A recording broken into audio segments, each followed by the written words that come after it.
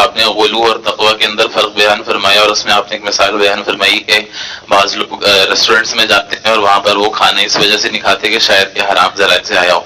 تو اس چیز کے بارے میں بیان فرمائیے گا کہ اس میں عام طور پر بہت ایک کلام ہو رہا ہوتا ہے، اور اس کے اندر عام طور پہ اگر کوئی یہ کہے کہ ہم نے امپورٹڈ چیز ہمارے پاس، اگر کوئی ریسٹورینٹ یہ بتایا تو اس کے اندر عام طور پہ یہ سوچا جا رہا ہوتا ہے کہ اگر یہ امپورٹڈ ہے تو یہ حرام ہوگی اور اس کا حلال ہونا مشکل ہے.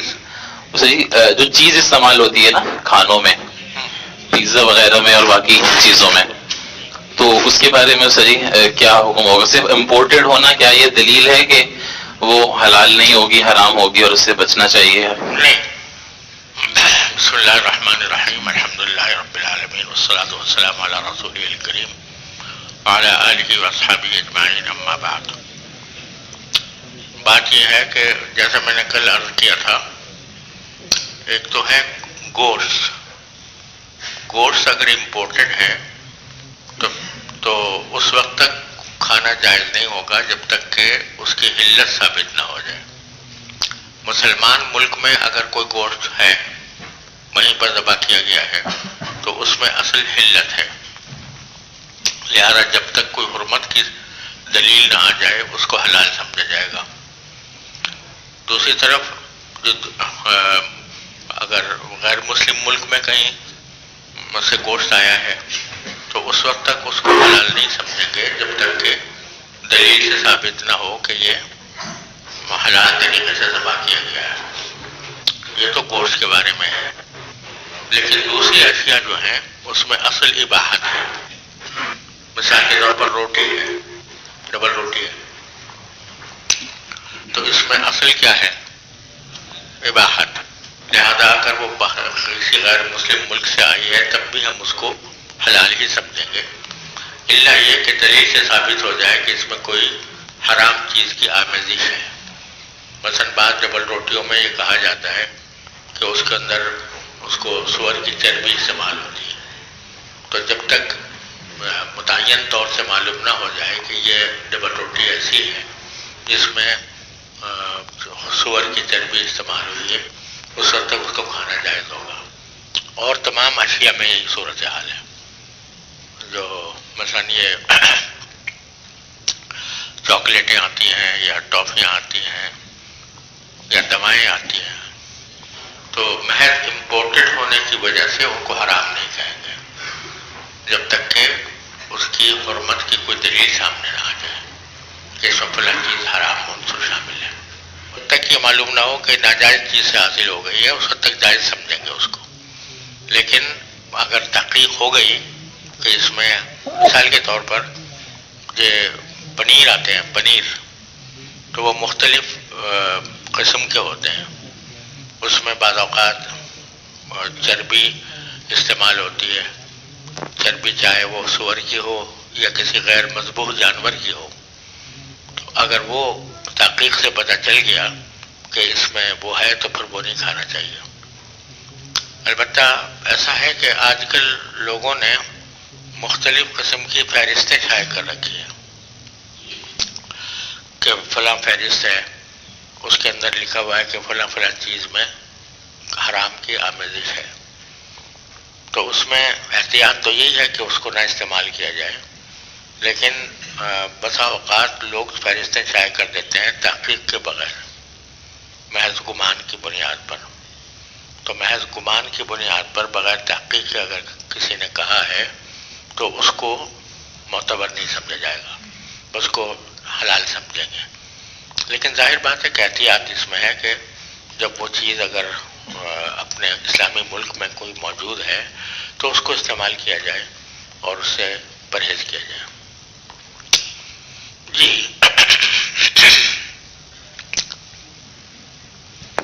بسم الله الرحمن الرحيم. باب ما يتنزه من الشبهات. وبالسند المتصل منكم إلى الإمام البخاري رحمه الله تعالى متعنا الله بعلومه وعلومكم آمين، أنه قال حدثنا قبيصة قال حدثنا سفيان عن منصور عن طلحة عن أنس قال مر النبي صلى الله عليه وسلم بتمرة مسقوطة فقال لولا أن تكون صدقة لأكلتها. وقال حمال عن أبي هريرة رضي الله عنه عن النبي صلى الله عليه وسلم قال أجد تمرة ساقطة على فراشي.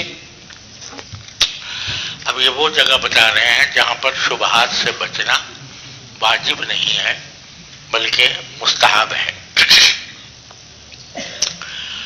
یعنی کوئی دلیل حرمت اس میں موجود نہیں ہے لیکن شبہ ہے، تو اس کا کیا حکم ہوگا؟ تو یہاں پر فرماتے ہیں حضرت انس رضی اللہ تعالیٰ عنہ کہ نبی کریم صلی اللہ علیہ وسلم بعض اوقات کسی کھجور کے پاس سے گزرتے تھے جو کہ پڑی ہوئی ملی ہوئی کہیں سے، اپنے گھر ہی میں یا کہیں باہر، تو آپ نے فرمایا کہ لولا ان تکون صدقۃ لاکلتها، اگر یہ صدقے کی کھجور نہ ہوتی تو میں اس کو کھا لیتا. اور دوسری روایت میں یہ ہے کہ اجد تمرۃ ساقطۃ علی فراشی، میں اپنے بستر پر ایک کھجور پاتا ہوں جس میں جو میرے بستر پر پڑی ہوئی ہوتی ہے، تو اس میں بھی آپ نے فرمایا کہ اگر یہ صدقہ نہ ہوتی تو میں کھا لیتا. اب یہاں دو باتیں ہیں جس کی طرف اس حدیث میں اشارہ فرمایا گیا ہے. ایک بات یہ ہے کہ اگر کوئی کھجور کسی کو کہیں پڑی ہوئی ملی ہے تو اس کے اوپر لقطے کے احکام جاری نہیں کرنے چاہیے. یعنی آدمی یہ سوچے کہ بھئی یہ تو کسی پتہ نہیں کس کی ہے اور میں اگر کھاؤں گا تو دوسرے کا مال کھا رہا ہوں گا، تو اس واسطے اگر وہ یعنی یہ سمجھے کہ اس کے اندر بھی وہی سارے احکام آئیں گے کہ میں اعلان کروں کہ بھئی یہ کھجور کس کی ہے اور اس حد تک محفوظ رکھوں جب تک کہ اس کے اصل مالک کا پتہ نہ چل جائے، اس کی ضرورت نہیں ہے.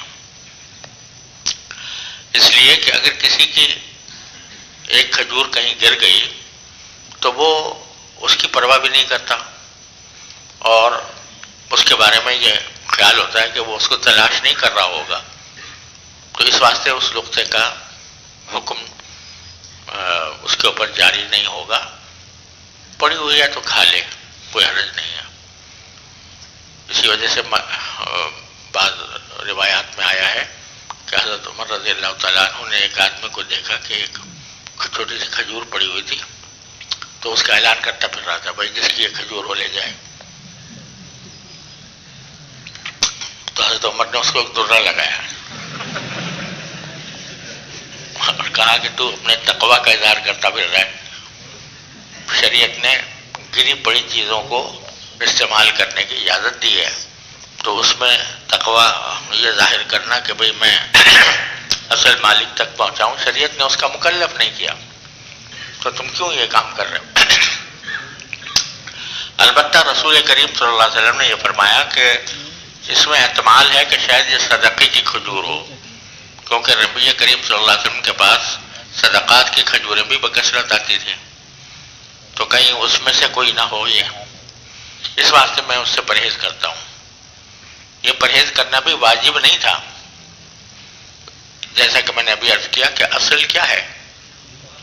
حلت، لیکن چونکہ ایک شبہ تھا کہ یہ صدقے کی کھجور ہو، صدقہ نبی کریم صلی اللہ علیہ وسلم کے لیے اور آپ کے آل کے لیے حلال نہیں تھا، اس واسطے اس شبے کی وجہ سے آپ نے اس کو چھوڑا.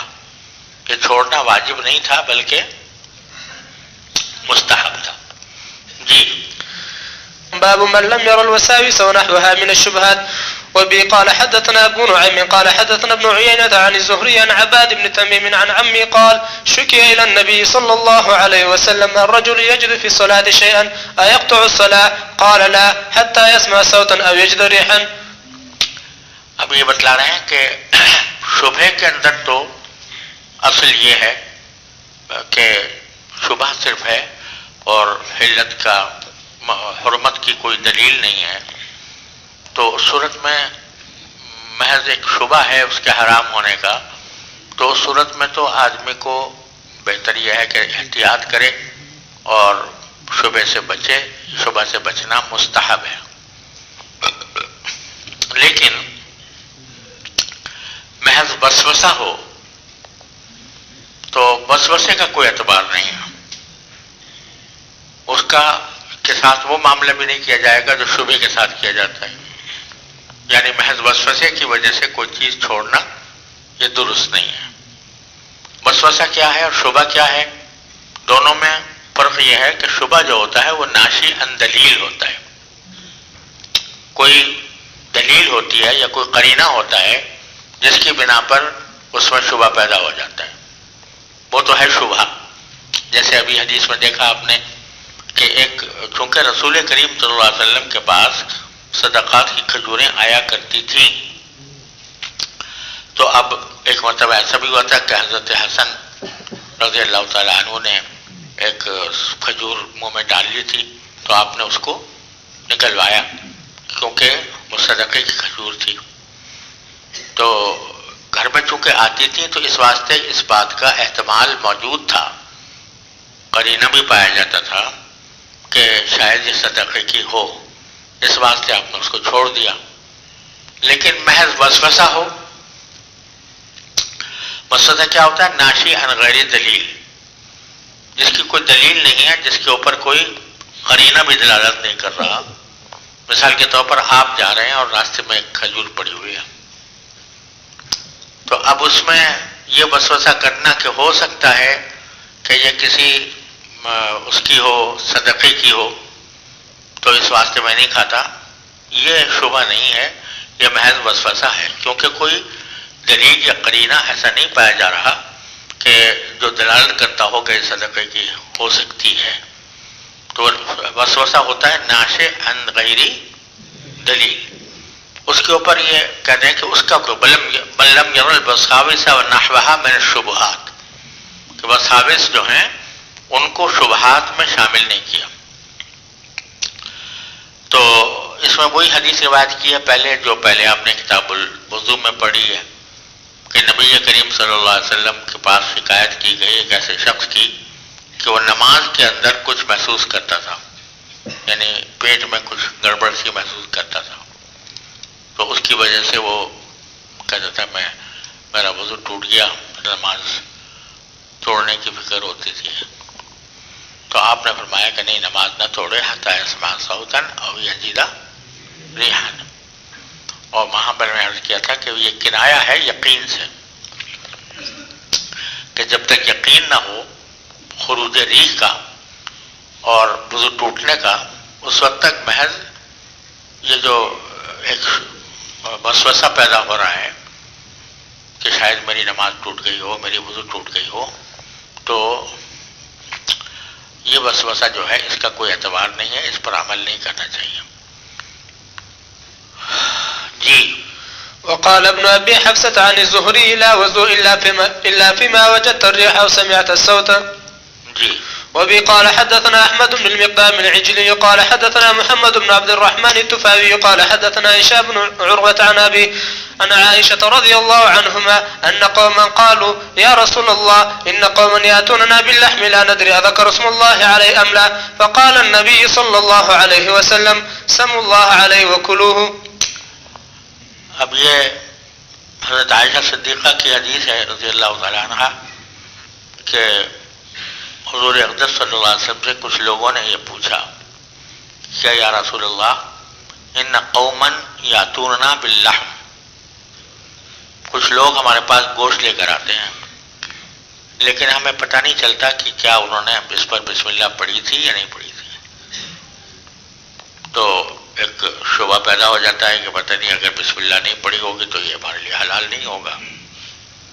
تو آپ نے فرمایا کہ سم اللہ وکلو، تم اللہ کا نام لے لو بسم اللہ کر کے اور کھا لو۔ اب یہاں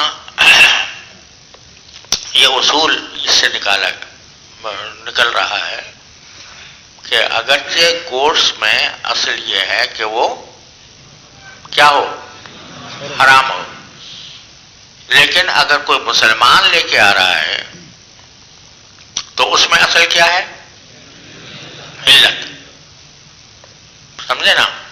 اب اس میں شبہات نکالنا یا وسوسے نکالنا کہ پتہ نہیں یہ جو آیا ہے یہ اس پر اللہ کا نام لیا گیا تھا یا نہیں لیا گیا تھا، یہ اس کی ضرورت نہیں ہے۔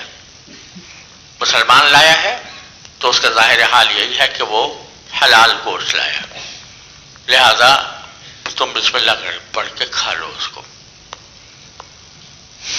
تو یہی بات ہے کہ گوشت میں اصل حرمت ہے، لیکن مسلمان کے فعل میں اصل حلت ہے، لہذا اس کے اوپر عمل کر لو. سمجھ گئے؟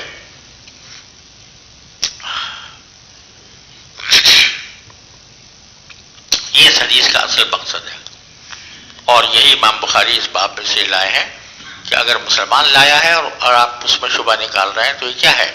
یہ وسوسہ ہے، اور اس وسوسے کی کوئی بنیاد نہیں ہے، اور یہ وسوسہ شرعاً معتبر نہیں ہے، کیونکہ یہ ناشی عن غیر دلیل ہے. مقصود تو یہ ہے اس حدیث کا. لیکن حضرت امام شافعی رحمۃ اللہ علیہ سے منقول ہے کہ انہوں نے اس حدیث کی بنا پر، اچھا یہ بھی سمجھ لو کہ قبل اس کے امام شافعی کی بات بیان کروں، یہ بھی سمجھ لو کہ بعض روایتوں میں یہ آتا ہے کہ یہ لوگ جو گوشت لے کر آ رہے تھے اس کے بارے میں حدیث روایت میں یہ ہے کہ انہم حدیث عہد بالاسلام، یعنی وہ نئے نئے مسلم ہیں، ہوئے ہیں، نو مسلم ہیں، اسلام انہوں نے حال میں ہی کچھ عرصے پہلے قبول کیا ہے، نو مسلم ہیں. تو نو مسلم ہونے کی وجہ سے یہ شبہ میں تھوڑا سا اور تقویت ہو جاتی ہے کہ شاید ان کو یہ پتہ نہ ہو کہ یہ بسم اللہ پڑھنا ضروری ہے، اور انہوں نے بغیر بسم اللہ پڑھے ذبح کر لیا ہوگا. اس کے باوجود آپ نے فرمایا کہ نہیں، تم جب مسلمان ہو گئے تو پھر اس پر تمام مسلمانوں کے احکام جاری ہوں گے، اور ان میں بھی یہی اصول جاری ہوگا کہ ان کے افعال میں اصل کیا ہوگی؟ حلت ہوگی، لہذا تمہیں شبہ میں پڑھنے کی ضرورت نہیں ہے. اب امام شافعی رحمۃ اللہ نے اس سے ایک اور مسئلے پر استدلال کیا ہے جو ان کا مشہور مسلک ہے، اور اس کے اوپر بڑی تنقید بھی ہوئی ہے، کہ وہ یہ فرماتے ہیں کہ اگر کسی شخص نے بسم اللہ پڑھنا چھوڑ دیا، بسم اللہ نہیں پڑھی، تو اگر بھول کر نہیں پڑھی تب تو سب کے نزدیک وہ حلال ہے، کیونکہ حدیث میں رسول کریم صلی اللہ علیہ وسلم نے فرمایا کہ ذکر اللہ فی قلب کل مسلم، اللہ کا ذکر تو ہر مسلمان کے دل میں ہوتا ہے، تو اگر وہ بھول گیا، زبان سے نہیں پڑھا، تب بھی کیا ہو جائے گا؟ حلال ہو جائے گا. لیکن امام شافعی رحمۃ اللہ علیہ ہیں جو تنہا سارے ائمہ میں واحد قول ہے ان کا کہ اگر کوئی شخص جان بوجھ کر بھی بسم اللہ چھوڑ دے تو پھر بھی گوشت حلال ہے، جس کو اس طرح تعبیر کیا جاتا ہے کہ متروک التسمیہ عامدن، یعنی ایسا جانور جس پر تسمیہ جان بوجھ کر چھوڑا گیا ہو اس کو وہ حلال سمجھتے ہیں. لیکن اس میں بھی اتنا فرق کرتے ہیں وہ امام شافعی کہ اگر کسی شخص نے یہ بسم اللہ پڑھنا چھوڑا ہے مداحنتاً، یعنی بے پرواہی، اور یہ سمجھا کہ یہ کوئی ضروری نہیں ہے بسم اللہ کا نام لینا، تو اس صورت میں اس کا ربیہ حلال نہیں ہوگا. لیکن یہ کہ وہ جانتا تو تھا، مانتا بھی تھا کہ بھئی اللہ کا نام لینا ضروری ہے ذبیحے کے اوپر، اس کے باوجود اس نے چھوڑ دیا، تو اس کے بارے میں وہ فرماتے ہیں کہ وہ حرام ہوگا، حلال نہیں ہوگا. اب بظاہر ان کا یہ مسلک جو ہے متعدد آیات کریمہ کے بالکل خلاف ہے. وَلَا تَأْكُلُوا مِمَّا لَمْ يُذْكَرِ اسْمُ اللَّهِ عَلَيْهِ وَإِنَّهُ لَفِسْقٌ، یہ بالکل واضح آیت ہے کہ جس پر اللہ کا نام نہ لیا گیا ہو وہ مت کھاؤ کیونکہ وہ کیا ہے؟ فسق ہے.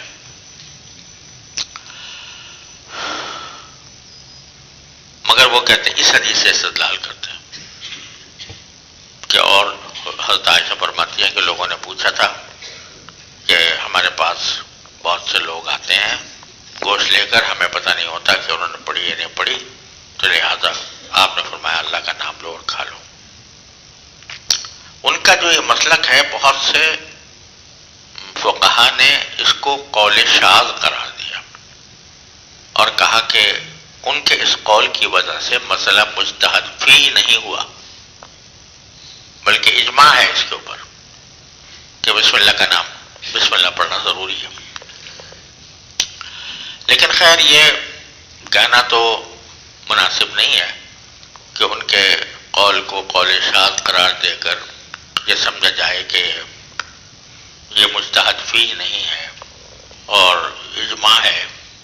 یہ قول تو صحیح نہیں ہے، لیکن بظاہر آیات قرآن کے بالکل خلاف ہے. اور یہ حدیث جو ہے یہ دلیل میں پیش کرنا اس لیے غلط ہے کہ یہاں پر گفتگو اس میں نہیں ہو رہی کہ انہوں نے یہ کہا کہ بھئی وہ ہم جانتے ہیں کہ اس نے جان بوجھ کر بسم اللہ چھوڑی ہے. یہ تو نہیں کسی نے کہا. وہ کہتے ہیں ہمیں پتہ نہیں ہے کہ انہوں نے بسم اللہ پڑھی تھی یا نہیں پڑھی تھی. تو چونکہ اصل مسلمان کے عمل میں حلت ہوتی ہے، اس واسطے آپ نے فرمایا کہ اللہ کا نام لو اور کھا لو. لیکن اس سے یہ نتیجہ نکالنا کہ جس شخص نے جان بوجھ کر بسم اللہ چھوڑی اس کا ذبیحہ بھی حلال ہو جائے گا، تو یہ اس حدیث سے نہیں نکل رہا. تو اس حدیث سے استدلال اس بارے کے اوپر درست نہیں ہے. اور حقیقت یہ ہے کہ یہ جو بعض لوگ کہتے ہیں کہ بھئی یہ کیا ہوا، جانور تو وہی ہے، خون اس کا بھی بہایا گیا اس کا بھی بہایا گیا، تو بہرحال بسم اللہ پڑھنے نہ پڑھنے سے حلال حرام کیوں ہو رہا ہے؟ تو اول تو بات یہ ہے کہ جو شریعت کے احکام میں جس کو قرآن کریم نے واضح طور پر بیان کر دیا، اس میں کیوں نکالنا کہ یہ حکم کیوں ہے، یہ کسی مومن کا کام نہیں ہے. جب حکم آ گیا تو اس پر سر تسلیم خم کرنا چاہیے، چاہے اس کی حکمت سمجھ میں آئے یا نہ آئے. لیکن حقیقت یہ ہے کہ یہ ایک بہت بڑی حکمت ہے اس میں، اللہ کا نام لینے میں. وہ یہ ہے کہ یہ جانور جو ہیں یہ بھی تو آخر جاندار چیز ہے نا، ان کے اندر بھی جان ہے. ان کو ذبح کرنا ان کے لیے تکلیف دہ بھی ہے، اور ان کی زندگی ختم کر کے آدمی اپنی خوراک بنائے، یہ اگر دیکھا جائے تو جائز نہیں ہونا چاہیے. یہ وجہ ہے کہ ہندو جو ہیں وہ کیا کہتے ہیں کہ گوشت کھانا جائز نہیں ہے، کیونکہ کسی جاندار کو مار کر آپ اس کی غذا بنائیں، یہ کوئی انسانیت کا تقاضا نہیں ہے کہ ایک جاندار کو آپ کھائیں. جو نباتات ہیں وہ بے شک کھائیں، جو اگنے والی چیزیں ہیں وہ بے شک کھائیں، لیکن جو جاندار چیزیں ہیں ان کو باقاعدہ قتل کر کے ان کو کھانا یہ بظاہر ایک انسان کے لیے مناسب نہیں ہے. لیکن اللہ تبارک و تعالی نے چونکہ فرمایا خلق لکم ما فی الارض جمیعا، زمین میں جتنی بھی چیزیں ہیں ہم نے تمہارے لیے پیدا کی ہیں، اور اس کی وجہ سے ہمارے لیے ان چوپایوں کے گوشت کو حلال کر دیا گیا، پرندوں کے گوشت کو حلال کر دیا گیا. تو یہ صرف اللہ تبارک و تعالیٰ کی عطا ہے، صرف اللہ تبارک و تعالیٰ کا فضل و کرم ہے کہ اس نے ہمیں ان کا گوشت کھانے کی اجازت دے دی. لہذا کم از کم اتنا تو کرے انسان جب وہ ذبح کر رہا ہے تو اللہ کا نام لے کہ میں اللہ کے نام پر ذبح کر رہا ہوں جس نے میرے لیے اس کو حلال کیا. اس واسطے اس حقیقت کو یاد دلانے کے لیے یہ ضروری قرار دے دیا گیا کہ اگر کسی حیوان کو تم ذبح کر کے کھانا چاہتے ہو تو کم از کم اس خدا کو تو یاد کرو اللہ تبارک و تعالیٰ کو جس نے تمہارے لیے اس کو حلال کیا ہے. جی. باب قول الله تعالى وإذا رأوا تجارة أو لهوا انفضوا إليها. وبه قال حدثنا طلق بن غنام قال حدثنا زائدة عن حسين عن سالم قال حدثني جابر قال بينما نحن نصلي مع النبي صلى الله عليه وسلم إذا أقبلت من الشام عير تحمل طعاما فالتفتوا إليها حتى ما بقي مع النبي صلى الله عليه وسلم 12 رجلا فنزلت إلا 12 رجلا فنزلت وإذا رأوا تجارة أو لهوا انفضوا إليها. یہ پڑھی چکے ہیں آپ. تو یہاں مقصود یہ ہے کہ بھئی تجارت تو بے شک کرو اور اس کی تمہیں اجازت ہے، لیکن وہ تجارت اللہ تعالیٰ کے ذکر میں اور اللہ تعالیٰ کے فرائض کی ادائیگی میں مانع نہیں ہونی چاہیے. جی. جی سوال. جی. سر جی گوشت میں آپ نے پہلے بھی تفصیل بتائی تھی کہ باہر کچھ ممالک میں برازیل کا گوشت وغیرہ استعمال ہوتا ہے. جی. برازیل وغیرہ گوشت استعمال ہوتا ہے جس سے احتیاط بہتر ہے. تو اگر وہاں کسی جگہ پہ جا کے ہم کوئی چیز خریدتے ہیں اور سامنے بیچنے والا مسلمان ہے، وہ یہ کہہ دیتا ہے کہ یہ چیز حلال ہے، تو اس کے بعد اس میں مزید تحقیق کرنی چاہیے یا پھر اس چیز کو استعمال کر؟ دیکھو اصل میں یہ مسئلہ بڑا پیچیدہ ہے. اب وجہ اس کی یہ ہے کہ جو گوشت مختلف ممالک سے آتے ہیں، برازیل سے یا آسٹریلیا سے یا امریکہ سے، ان پر مہر تو لگی ہوتی ہے، اور مہر لگی ہوتی ہے کسی مسلمان تنظیم کی، جو اس بات کی گواہی دیتی ہے کہ یہ گوشت حلال طریقے سے ذبح کیا گیا ہے. تو اگر صرف ان کی مسلمانوں کی شہادت پر آدمی بھروسہ کرے اور کھا لے تو اس کو میں حرام نہیں کہوں گا، کیونکہ اس نے جو کچھ بھی کیا وہ ایک مسلمان کی شہادت کی بنیاد پر یا مسلمان کی خبر کی بنیاد پر کیا. لیکن مسئلہ یہ ہے کہ جو لوگ شہادتیں یا سرٹیفکیٹ جاری کرتے ہیں کہ یہ مذبوح علی الطریقۃ الاسلامیہ ہے، ان میں بہت سے لوگ ایسے ہیں جو بے پرواہی کے ساتھ ایسا کرتے ہیں، اور بعض ایسے ہیں کہ جنہوں نے کچھ ایسی باتیں نکال دی ہیں کہ جس کی وجہ سے وہ ان کا سرٹیفکیٹ جو ہے وہ خود مشتبہ ہو گیا. مثلا بعض وہ لوگ ہیں جو یہ کہتے ہیں کہ وہی مذکور التسمیہ عامداً کیا وہ جو ہے امام شافعی کے قول کے مطابق کہتے ہیں کہ یہ اگرچہ جان بوجھ کر چھوڑا گیا ہے لیکن چونکہ اہل کتاب کا ذبیحہ ہے لہذا حلال ہے. بعض لوگ یہ کہتے ہیں، جو بات صحیح نہیں ہے. اسی طرح بعض لوگ یہ کہتے ہیں کہ ٹھیک ہے بسم اللہ پڑھنا تو ہے لیکن بسم اللہ کے لیے ایک ٹیپ ریکارڈر لگا دیا ہے مذبح خانے میں، ٹیپ ریکارڈر لگایا ہوا ہے. اب وہ جو مرغیاں آتی ہیں وہ پوری ایک لائن قطار میں بہت تیزی سے گزرتی ہیں، اور پھر ایک مشین ہوتی ہے جس پر سے گزرتی ہیں تو ان کی گردنیں کٹ جاتی ہیں. تو انہوں نے کہا بس ہم نے ٹیپ ریکارڈر لگا دیا، یہ بول رہا ہے مستقل، تو بسم اللہ پڑھی جا رہی ہے.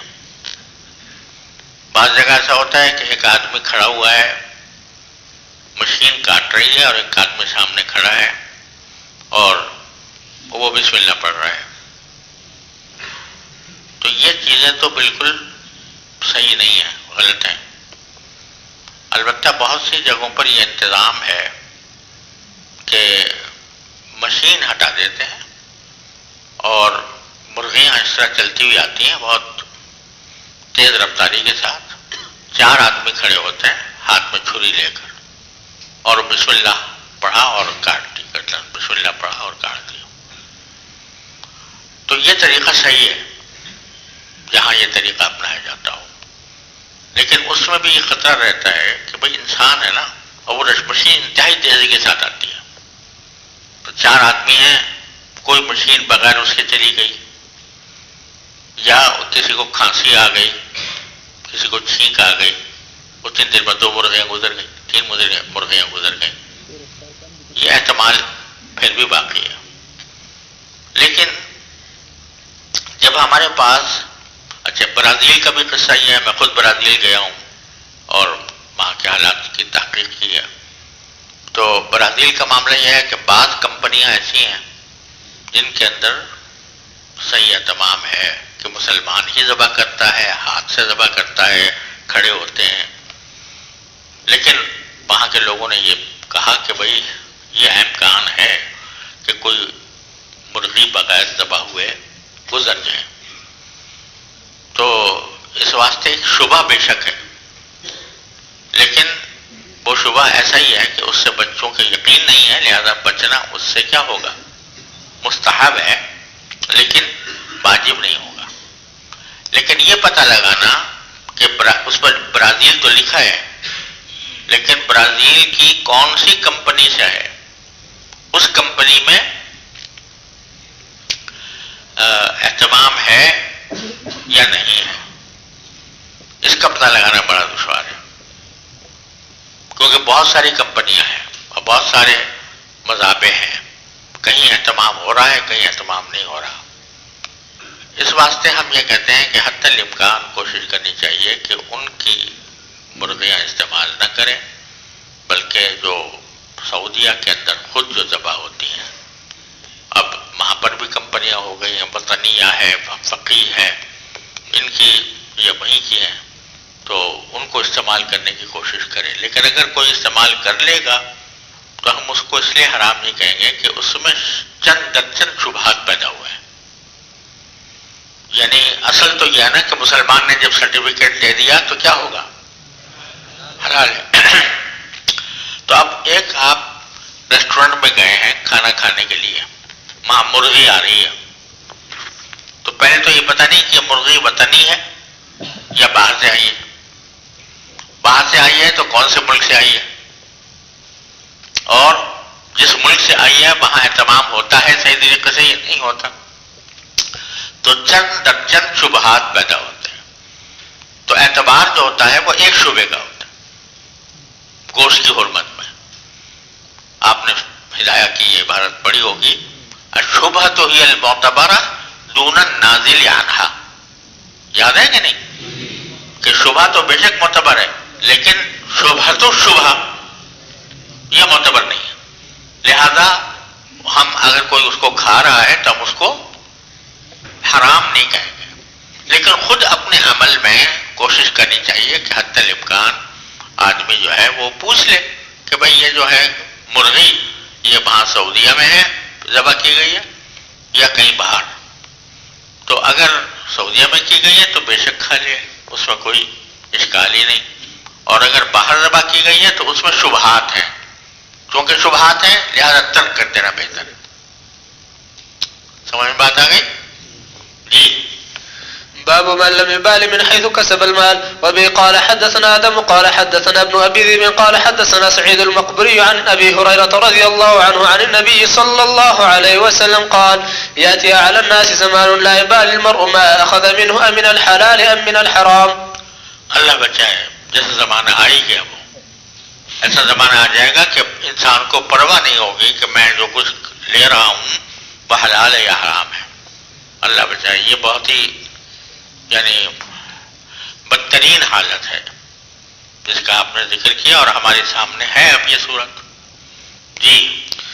باب التجارة في البز وغيره. وقول الله تعالى رجال لا تلهيهم تجارة ولا بيع عن ذكر الله. وقال قتادة كان القوم يتبايعون ويتجرون ولكنهم إذا نابوا حق من حقوق الله لم تلهيهم تجارة ولا بيع عن ذكر الله حتى يؤدوه إلى الله. اب یہ جو باب ہے باب التجارت فی البز وغیرہ. بز کہتے ہیں کپڑے کو، یعنی کپڑے کی تجارت. اب آگے جو حدیث اس میں روایت کی ہے امام بخاری نے، اس میں کہیں کپڑے کا ذکر نہیں ہے، تو اس لیے بعض لوگوں نے کہا کہ یہ در حقیقت بز نہیں تھا، بر تھا. باب التجارتی فی البر یعنی خشکی کے علاقے میں. کیونکہ آگے باب آ رہا ہے باب التجارت فی البحر، اور یہ اس کے مقابل باب التجارت فی البر ہے کہ خشکی کے اندر تجارت کرنا. اور اس میں قتادہ کہتے ہیں کہ کان القوم یتبایعون و یتجرون ولکنہم اذا نابہم حق من حقوق اللہ. یعنی صحابہ کرام کے زمانے میں لوگ تجارت کرتے تھے، لیکن جب ان کے سامنے آ جاتا تھا اللہ تعالیٰ کے حقوق میں سے کوئی حق، مثلا نماز کا وقت ہو گیا، تو تجارت یا بیع ان کو اللہ کے ذکر سے غافل نہیں کرتی تھی یہاں تک کہ وہ حق ادا کر دیں اللہ تعالیٰ کو. بتلانا یہ مقصود ہے کہ تجارت بے شک حلال کی گئی ہے، کچھ فضائل بھی ہیں اس کے، لیکن یہ نہ ہو کہ آدمی اس میں انتا منہمک ہو جائے کہ اس کی وجہ سے فرائض میں غفلت ہو جائے. فرائض چاہے وہ اللہ کے حقوق کے ہوں چاہے بندوں کے حقوق کے ہوں، تو ان کو پامال کر کے تجارت میں مشغول ہونا یہ بری بات ہے. جی. وبه قال حدثنا أبو عاصم عن ابن جراج قال أخبرني عمرو بن ديران عن أبي المنهال قال كنت أتجر في السرف فسألت زيد بن أرقم رضي الله عنه فقال قال النبي صلى الله عليه وسلم قال وحدثني الفضل بن يعقوب قال حدثنا الحجاج بن محمد قال ابن جراج قال أخبرني عمرو بن دينار وعامر بن مسعب أنهما سمع أبا المنهال يقول سألت البراء بن عازب رضي الله عنهما وزيد بن أرقم رضي الله عن السرف فقال كنا تاجرين على عهد رسول الله صلى الله عليه وسلم فسألنا رسول الله صلى الله عليه وسلم عن الصرف فقال إن كان يدا بيد فلا بأس وإن كان نسيا فلا يصلح. اب یہ حدیث جو ہے اس کا نہ کپڑے سے تعلق ہے، لیکن چونکہ خشکی میں ہوئی ہے تو اس واسطے اس کو یہاں لے آئے ہیں. تو ابو المنہال کہتے ہیں کہ میں تجارت کیا کرتا تھا صرف میں. صرف کا مطلب ہے کہ سونے چاندی کے تبادلے کرتا تھا، سونے کے بدلے چاندی بیچ دی، چاندی کے بدلے سونا بیچ دیا. تو میں زید بن ارقم سے رضی اللہ تعالیٰ عنہ سے پوچھا کہ آیا یہ میری تجارت جائز ہے کہ نہیں؟ تو انہوں نے فرمایا کہ نبی کریم صلی اللہ علیہ وسلم نے ارشاد فرمایا ہے. اچھا، دوسری روایت جو ہے اس میں ابو المنہال جو ہیں وہ کہتے ہیں کہ میں نے براء ابن عازب سے بھی پوچھا، زید بن ارقم سے بھی پوچھا رضی اللہ تعالیٰ عنہما صرف کے بارے میں کہ میں تجارت کرتا ہوں صرف میں، تو کیا یہ جائز ہے یا ناجائز ہے؟ تو دونوں نے یہ کہا، حضرت زید بن ارقم نے بھی اور حضرت براء ابن عازب نے بھی، کہ ہم دونوں رسول اللہ صلی اللہ علیہ وسلم کے زمانے میں تاجر تھے، تو ہم نے رسول کریم صلی اللہ علیہ وسلم سے صرف کے بارے میں پوچھا، تو آپ نے فرمایا ان کان یدم بیدن فلا باس، اگر سونے چاندی کی تجارت یدن بیدن ہو رہی ہو، یعنی سونے کے بدلے چاندی لی جا رہی ہے، چاندی کے بدلے میں سونا لیا جا رہا ہے، اور یدن بیدن ہے، اس میں نسیہ نہیں ہے، فلا باس. وَإِن كَانَ نَسِيًّا، اور اگر اس میں نسیہ ہو تو پھر وہ جائز نہیں، فلا یصلح. کیونکہ اموال ربویہ میں کیا ہوتا ہے کہ اگر ایک ہی جنس ہو اور اپنے ہم جنس کے ساتھ اس کا تبادلہ کیا جائے تو اس میں تفاضل بھی حرام ہے اور نسیہ بھی حرام ہے. لیکن اگر جنسیں مختلف ہو جائیں تو تفاضل تو جائز ہے لیکن نسیہ جائز نہیں ہے. بہرحال یہ مسئلہ آگے مستقل آئے گا، لیکن یہاں بتلانے کا مقصد یہ ہے کہ یہ تجارت جو تھی وہ خشکی میں تھی. جی. بسم الله الرحمن الرحيم. باب الخروج في التجارة. وقول الله تعالى فانتشروا في الأرض وابتغوا من فضل الله. وبالسند المتصل منا إلى الإمام الهمام الحافظ الحجة أمير المؤمنين في الحديث أبي عبد الله محمد بن إسماعيل بن إبراهيم الجعفي البخاري رحمه الله ومتعنا بعلومه وبركاته آمين. قال حدثنا محمد قال أخبرنا مخلد بن يزيد قال أخبرنا ابن جريج قال أخبرني عطاء عن عبيد بن عمير أن أبا موسى الأشعري رضي الله عنهم استأذن على عمر بن الخطاب رضي الله عنه فلم يؤذن له وكأنه كان مشغولا، فرجع أبو موسى ففزع عمر فقال ألم أسمع صوت عبد الله بن قيس ائذنوا له، قيل قد رجع، فدعاه فقال كنا نؤمر بذلك، فقال يأتيني على ذلك بالبينة، فقال تأتيني على ذلك بالبينة، فانطلق إلى مجلس الأنصار فسألهم فقالوا لا يشهد لك على هذا إلا أصغرنا أبو سعيد الخدري، فذهب بأبي سعيد الخدري رضي الله عنه، فقال عمر أخفي علي من أمر رسول الله صلى الله عليه وسلم الهاني الصفق بالأسواق، يعني الخروج إلى التجارة. یہ حضرت ابو موسیٰ اشعری رضی اللہ تعالیٰ عنہ نے ایک مرتبہ حضرت عمر کے عہد خلافت میں حضرت عمر سے اجازت مانگی، اندر آپ کے ملاقات کے لیے اجازت مانگی، تو اجازت کا جواب نہیں آیا. مکانہ کانا مشغول، حضرت عمر شاید مشغول ہوں گے، اس واسطے ابو موسیٰ اشعری کو جواب نہیں دیا. تو ابو موسیٰ جو ہے 3 مرتبہ اجازت مانگ کر واپس ہو گئے، کیونکہ حدیث میں یہی ہے کہ جب کسی کے گھر پہ جاؤ 3 مرتبہ تم سے اجازت مانگو، اگر وہ اجازت دے دے تو بے شک چلے جاؤ، لیکن اگر اجازت نہ دے تو پھر واپس چلے جاؤ. ففزع عمر، تھوڑی دیر کے بعد مشغول تھے نا، پھر ایک دم سے ان کو گھبرا گئے اور فرمایا کہ الم اسمع صوت عبداللہ ابن قیس، کیا میں نے عبداللہ ابن قیس کی آواز نہیں سنی تھی؟ وہ مجھے اس سے آنے کی اجازت مانگ رہے تھے. اور پھر کہا ایذنوا لہ، اب جاؤ جا کے ان کو اجازت دے دو، آ جائیں وہ. قیل قد رجع، لوگوں نے کہا کہ وہ تو واپس چلے گئے. فدعاہ، تو حضرت عمر نے ان کو باقاعدہ بلوایا، تو ان سے پوچھا کہ آپ کیوں واپس چلے گئے؟ تو جواب میں انہوں نے فرمایا کنا نؤمر بذلک، ہمیں اسی بات کا حکم دیا جاتا تھا، یعنی نبی کریم صلی اللہ علیہ وسلم نے ہمیں ہدایت دی تھی کہ جب کسی کے پاس جاؤ 3 مرتبہ اس سے اجازت مانگو، اور اگر وہ جواب نہ دے تو کیا کرو؟ واپس چلے جاؤ. اب حضرت عمر جو تھے انہوں نے یہ حدیث سنی نہیں تھی، اور حضرت عمر کو شروع میں یہ احساس ہوا اس وقت بھی کہ بھئی لوگ حدیثیں بیان کریں گے نبی کریم صلی اللہ علیہ وسلم کی طرف منسوب کر کے، کہیں ایسا نہ ہو کہ لوگ غلط سلط باتیں منسوب کر دیں نبی کریم صلی اللہ علیہ وسلم کی طرف. تو انہوں نے فرمایا تأتینی علی ذلک بالبینہ،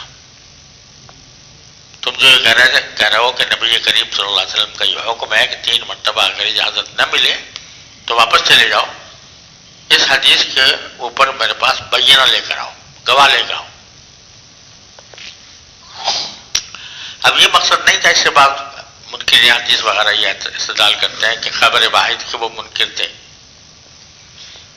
یا یہ کہ صحابی پر اعتماد نہیں کرتے تھے، بلکہ در حقیقت ان کا پیش نظر یہ تھا کہ ذرا لوگ روایت حدیث میں احتیاط سے کام لیں، اور ان کو پتہ ہو کہ اگر کسی وقت ہم نے کوئی روایت بیان کی تو ہم سے گواہ کا مطالبہ بھی کیا جا سکتا ہے.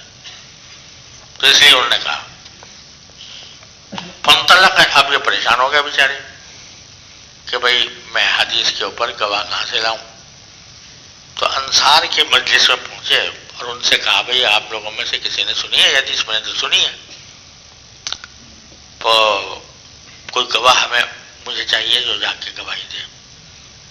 تو انصار نے کہا کہ لا یشہد لک علی ھذا الا اصغرنا ابو سعید الخدری. انصار نے کہا یہ ہم تو سب جانتے ہیں کہ حضور نے یہ بات فرمائی تھی اور اس کو سننے والے موجود ہیں یہاں پر، لیکن ہم ایسا کرتے ہیں جو اپنے سب سے کم سن صحابی ہیں ابو سعید خدری، ان کو بھیجتے ہیں گواہ کے طور پر، تاکہ حضرت عمر کو بتاؤ کہ بچوں کو بھی پتہ ہے. تو ابو سعید خدری کو لا یشہد لک علی ھذا الا اصغرنا ابو سعید الخدری. فذهب بأبي سعید الخدری، تو ابو موسیٰ اشعری ابو سعید خدری کو لے کے چلے گئے. اب جب ابو سعید خدری نے جا کے گواہی دی کہ ہاں میں نے بھی سنا ہے، جبکہ وہ کم عمر تھے، تو حضرت عمر کو حسرت ہوئی، حسرت کا اظہار کیا کہ اخافیہ علیہ من امر رسول اللہ صلی اللہ علیہ وسلم، کیا مجھ پر رسول کریم صلی اللہ علیہ وسلم کا یہ حکم پوشیدہ رہ گیا، میں اس سے بے خبر رہا۔ الحانی الصفق بالاسواق، مجھے در بازاروں میں سودے کرنے نے غافل کر دیا کہ بہت سی حدیثیں میں اس وجہ سے حاصل نہیں کر سکا کہ میں تجارت میں مشغول رہتا تھا بازار کے اندر، یعنی حسرت کا اظہار کیا۔ اور سب کو بالاسواق سے مراد کیا تھا کہ یہ الخروج تجارت میں تجارت کے لیے بازار جایا کرتا تھا، تو جو وقت وہاں گزرتا تھا وہ حضور اقدس صلی اللہ علیہ وسلم کی صحبت سے اس میں محروم ہی رہتی تھی، تو اس وجہ سے بہت سی حدیثیں میں نہیں سن سکا، اس پر حسرت کا اظہار کیا۔ اب یہ اس وقت تو حضرت عمر نے بینہ طلب کیا تھا ابو موسیٰ اشعری سے، لیکن پھر یہ ہوا کہ جب یہ واقعہ پیش آیا تو ابن عباس یا حضرت عباس رضی اللہ تعالیٰ عنہ نے کہا، مجھے ابھی یاد نہیں رہا حضرت عباس تھے یا ابن عباس تھے، کہ لا تکونن عذابا علی اصحاب رسول اللہ صلی اللہ علیہ وسلم، اے عمر تم رسول کریم صلی اللہ علیہ وسلم کے اصحاب کے لیے کوئی عذاب نہ بنو، کہ جب کوئی وہ حدیث سنا رہا ہے تو تم اس کو اس بات کا مکلف کرو کہ وہ گواہ لے کر آئے۔ چنانچہ پھر آپ نے یہ طریقہ چھوڑ دیا تھا۔ مقصود یہ تھا کہ در حقیقت لوگوں میں اہمیت پیدا کی جائے، یہ نہ ہو بے پرواہی سے کوئی حدیث بیان کر دیں، بلکہ پورے اہتمام کے ساتھ یاد کر کے بیان کریں۔ وصلی اللہ تعالیٰ علیہ وسلم۔ بھئی آج دو بہت رات حادثے ہوئے ہیں، ایک تو حضرت مولانا سلیم اللہ خان صاحب رحمۃ اللہ علیہ کی صاحبزادی کا انتقال ہوا ہے، وہ ہمارے یہاں بڑی تھی، دارالعلوم میں جب حضرت پڑھاتے تھے، ہم جب پڑھتے تھے تو بہت چھوٹی بچی تھی اور کافی دنوں سے بیمار تھی، تو ان کی رات وفات ہو گئی ہے۔ دوسرے مولانا ابن الحسن عباسی، وہ بھی دارالعلوم کے فاضل تھے اور بڑے ہونہار نوجوان تھے، اور انہوں نے بہت سی کتابیں بھی لکھی ہیں، بہت بہترین لکھنے والے تھے۔ حضرت مولانا سلیم اللہ خان صاحب رحمۃ اللہ علیہ کی جو تقریر بخاری ہے کشف الباری کے نام سے، اس میں انہوں نے بڑا حصہ لیا، اس کو مرتب کرنے میں۔ پھر بہت عرصے تک وہ ایڈیٹر رہے الفاروق کے، اور بہت عرصے تک وفاق رسالہ کا بھی ایڈیٹر رہے۔